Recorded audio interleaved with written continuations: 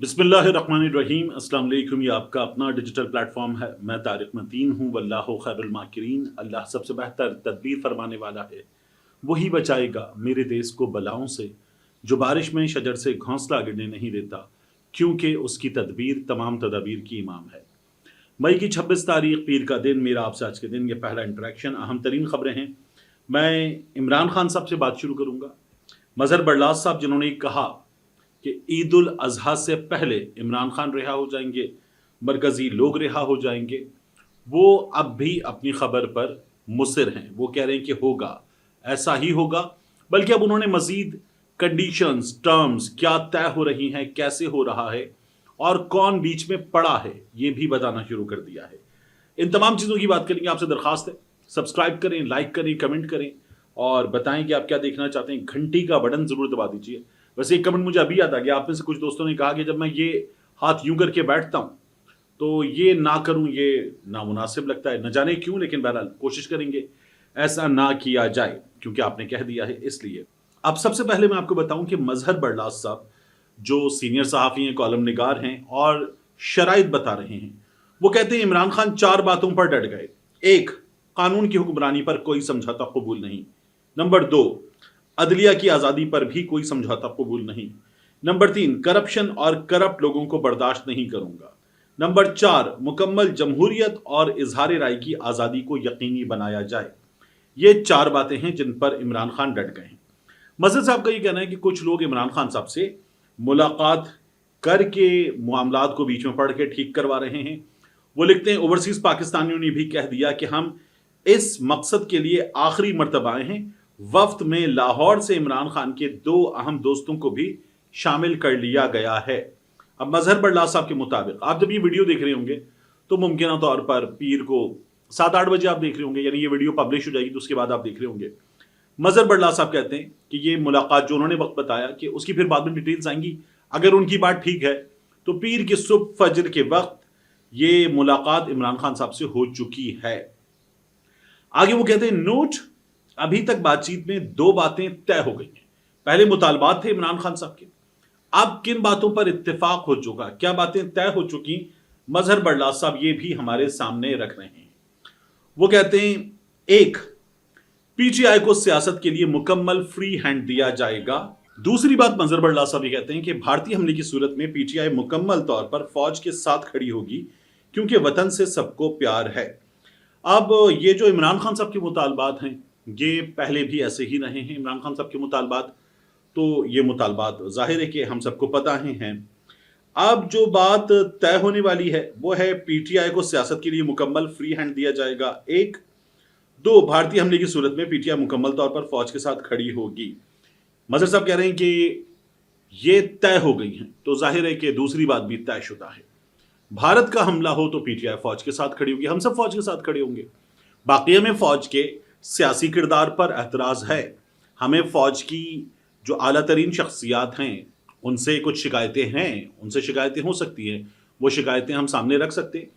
मजहर बरलास साहब जो कह रहे हैं कि पीटीआई को मुकम्मल फ्री हैंड दिया जाएगा सियासत के लिए, ये हो जाएगा, तो जाहिर है कि इस वक्त तक तो हमें ऐसा कभी नजर नहीं आया कि पीटीआई को सियासत के लिए फ्री हैंड दिया जाए।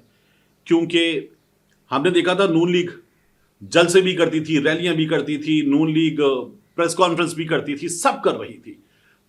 इलेक्शन कमीशन के दफ्तर के बाहर जाके मुजाहिरे करना, नून लीग का पार्लियामान के अंदर आके प्रेस कॉन्फ्रेंस करते हो सबकी ऐसी की तैसी करना, शहर शहर जलसे करना, सब चल रहा था। और इमरान खान ने कहा था करो, कोई प्रॉब्लम नहीं है। और अब इमरान खान साहब की जमात अगर जरा सा इधर उधर हिलने की भी कोशिश करे तो इमरान खान साहब की जमात को जाहिर है कि सख्ती का सामना करना पड़ता है, ठीक ठाक सख्ती का सामना करना पड़ता है। और कराची में हमने एक चीज़ देखी है कि कराची में ये कहा जाता है पाकिस्तान तहरीक इंसाफ के अपने धड़ों में कि कुछ प्रॉब्लम्स हैं, तो बाकी जगहों पर सख्ती का सामना करना पड़ता है पाकिस्तान तहरीक इंसाफ को। ये चीज़ें नॉर्मल हो जाएंगी तो फिर दोबारा बात वही कि हम 26 के मिड के बाद इलेक्शन की तरफ बढ़ रहे हैं। अब आ जाइए इस बात पर कि क्या इमरान खान साहब से कोई मुलाकात के लिए वक्त पहुंचा है। मैंने ये कोशिश की कि 2-3 जगह राब्ता करूं, कुछ मालूमात निकालूं, तो मुझे ये पता चल रहा है कि कोई वफ्द इमरान खान साहब से मुलाकात के लिए नहीं पहुंचा।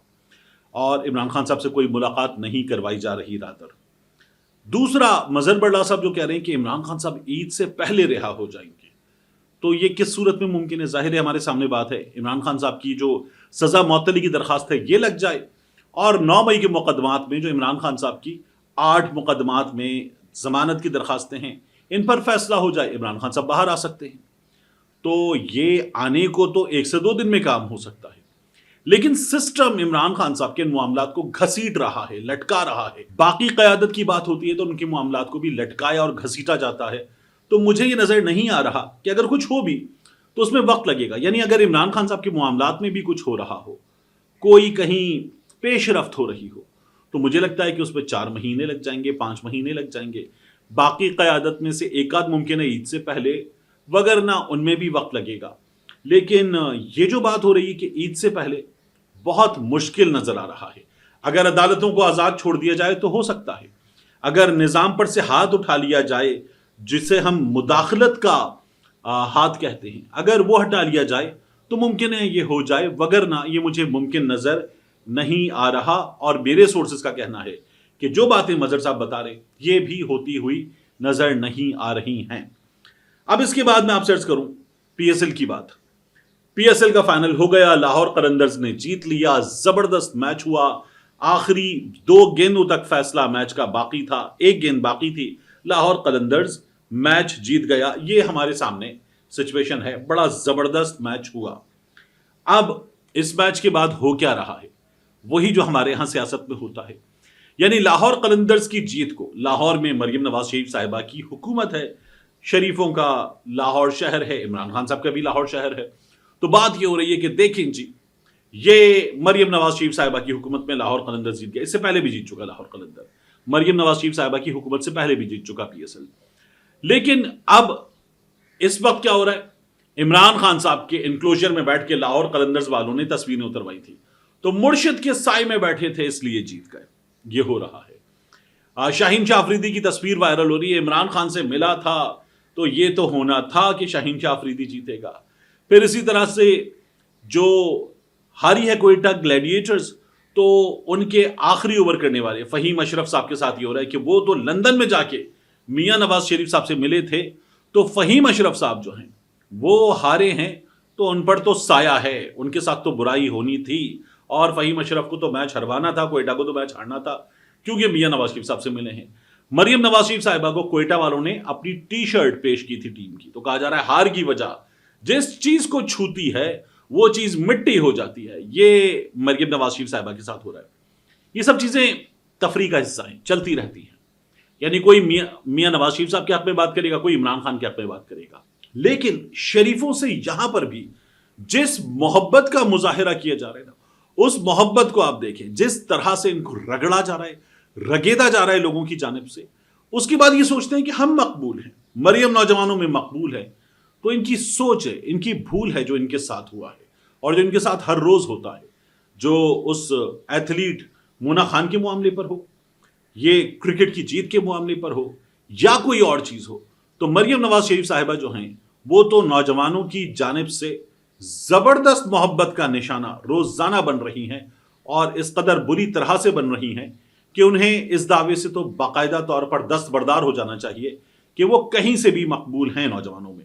ان کے مقبول ہونے کا ایک ہی راستہ ہے کہ مریم نواز شریف صاحبہ جو ہیں وہ اپنا نام مریم کی جگہ مقبول رکھ لیں۔ جب مریم نواز شریف صاحبہ اپنا نام رکھ لیں گی مقبول، تو پھر وہ بتا سکیں گی ہر ایک کو کہ میں مقبول ہوں، ان کے والد بتا سکیں گے کہ میری بیٹی مقبول ہے، وگرنہ مریم نواز شریف صاحبہ کے مقبول ہونے کا مجھے کوئی راستہ نظر نہیں آتا۔ اب بات اس کی جو مقبول ہے لیکن قبولیت نہیں ہے، تو عمران خان صاحب کی رہائی کے لیے جو مومنٹم ہے، کوششیں ہیں، ان کی بات کرتے ہیں۔ ہم نے دیکھا پاکستان تحریک انصاف والوں نے عمران خان رہائی تحریک کراچی سے سکھر تک بھرپور مہم چلائی، اور یہ لوگ سکھر تک پہنچے، ان کا شہر شہر استقبال کیا گیا، کراچی سے نکلے، حیدرآباد میں فردوس شمیم نقوی صاحب گرفتار ہو گئے، اس کے بعد یہ سندھ کے مختلف شہروں یعنی آصف علی زرداری کے شہر نواب شاہ پہنچے، پھر اس کے بعد شہداد پور، باقی شہر ہم نے دیکھا، ان کا بہت زبردست استقبال ہوا، اور نوجوانوں نے، خاص طور پر نوجوانوں نے جس طرح سے ان کا ساتھ دیا، نظر یہ آ رہا ہے کہ سندھ میں پاکستان تحریک انصاف کے لیے زبردست جوش و خروش ہے، اور پاکستان پیپلز پارٹی کے لیے بری خبر ہے۔ یہ بری خبر آپ کو عمران خان رہائی تحریک نے سکھڑ تک لے جا کر اندرون سندھ دکھائی ہے، اس سے پہلے بھی دکھائی گئی ہے۔ اور کراچی میں کیا ہوا ہے؟ کراچی میں گزشتہ رات جلسہ بھی ہوا، کراچی میں گزشتہ رات زبردست ریلی بھی نکالی گئی۔ حلیم عادل شیخ صاحب انہوں نے جلسہ کیا، تقاریر ہوئیں، اور پھر اس کے بعد یہ لوگ نکلے سڑکوں پر اور کال دو اڈیالہ کی کال دو کے نعرے لگاتے ہوئے یہ لوگ تیار تھے، مومنٹم یہ بلڈ کر رہے ہیں۔ سندھ میں زبردست تیاری ہے، پاکستان تحریک انصاف کے کارکن بہت پرجوش ہیں اور وہ تو یہ کہہ رہے ہیں کہ جان دیں گے عمران خان کے لیے، آپ کال دیجئے ہم جان دیں گے، ہم 26 کو نہیں ڈرے تو ہمیں اب کون ڈرا سکتا ہے۔ اور وہ سیدھا کہہ رہے ہیں کہ ہم اسٹیبلشمنٹ کو بتانا چاہتے ہیں کہ ہمیں ایک کال ملے گی اور ہم بہت بھرپور تیاری کے ساتھ آئیں گے۔ یہ ورکر اب صاف انداز میں بات کر رہا ہے۔ تو کراچی تیار ہے، گو کہ کراچی میں پاکستان تحریک انصاف کے کچھ مسائل ہیں، اس کے باوجود بھی کراچی تیار ہے۔ اور میری ان لوگوں سے بات ہوئی، دونوں سائٹ کے لوگوں سے، انہوں نے کہا ہمارے مسائل ہوں گے سو ہوں گے، اور ایک دوسرے کے لیے انہوں نے کچھ شکایتیں بھی کی، بہت بری شکایتیں بھی کی، لیکن ان کا یہ کہنا ہے کہ جب ہمیں کال دی جائے گی تو وہ بھی جائیں گے، ہم بھی جائیں گے، اور بہت بھرپور انداز میں جائیں گے، اور ہم دونوں میں ایک چیز ہے مسابقت میں، مقابلے کی فضا میں، کہ وہ کہتے ہیں ہم ان سے بہتر کر کے دکھائیں گے۔ تو یہ پاکستان تحریک انصاف کے لیے یہاں اچھی بات ہے۔ آخری چیز جو مجھے آپ کے سامنے رکھنی ہے وہ ہے شہربانوں کا معاملہ، ننھی شہربانوں کا۔ پاکستان تحریک انصاف کی ینگ ایکٹیوسٹ شہربانو، اس کے ساتھ کیا ہو رہا ہے؟ ہم نے دیکھا کہ شہربانو کے والد پر FIR، شہربانو کی والدہ کو اٹھا لیا گیا، ان کے والدین کا اسکول ہے، اس اسکول کو سیل کر دیا گیا، جس طرح کے کام کیے گئے، پانی بند کر دو، بجلی بند کر دو، یہ سب کچھ ان کے ساتھ کیا جا رہا ہے۔ شہربانو کو، ایک چھوٹی بچی کو پری اریسٹ بیل کروانی پڑی ہے، اور وہ جہاں جا رہے ہیں، جس سرکاری دفتر میں جا رہے ہیں کہ سیل کیا ہوا ہے، ایجوکیشن ڈپارٹمنٹ والوں کے پاس جائیں، پانی والوں کے پاس جائیں، بجلی والوں کے پاس جائیں، پولیس کے پاس جائیں، جہاں جائیں انہیں یہ بتایا جاتا ہے کہ آپ کے لیے اوپر سے آرڈر ہے، آپ کو تو ہمیں فکس کرنا پڑے گا۔ تو یہ ہو رہا ہے۔ شہربانو نے ٹویٹر پہ کیا بتایا ہے مسلسل اپنا کیس بتاتے ہوئے؟ وہ بتاتی ہے کہ 5 دن ہو گئے میرے گھر میں بجلی نہیں ہے، جس کی وجہ سے پانی بھی نہیں ہے۔ SDO نوید الرحمان صاحب، آپ بہت فرما بردار ملازم ہیں، لیکن یہ بتائیں کہ ان معاملات میں FIR تو گھر کے سربراہ پر ہوتی ہے۔ میری والدہ کے کوائف آپ کو کس نے دیے؟ کیا وابڈا والے نادرا والوں کا بھی کام کرتے ہیں؟ لوگوں کی زندگیوں میں آسانیاں پیدا کریں، نہ کہ ان کے لیے پریشانی کا باعث بنیں۔ یہ اپنا کیس سامنے رکھتے ہوئے شہربانو مسلسل بات کر رہی ہے اور کہہ رہی ہے کہ ملک قانون کی بالادستی کے بغیر نہیں چل سکتا۔